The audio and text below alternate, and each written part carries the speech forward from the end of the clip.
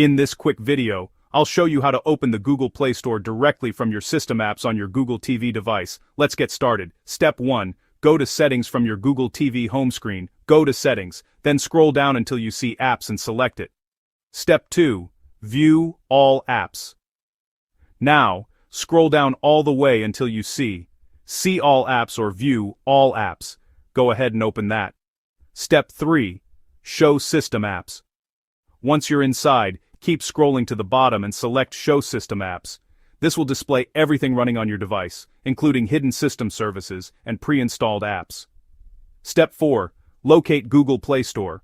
Now, scroll through the list alphabetically until you reach the G section. Here you'll find apps like Play Games, Play Movies and TV, Google Play Services, and of course, Google Play Store. Step 5. Open the Play Store, select Google Play Store from the list and click Open. That's it. You've just accessed the Play Store directly from your system apps. If you want a faster way, just hold the voice button on your remote and say, Open Google Play Store. It'll launch right away.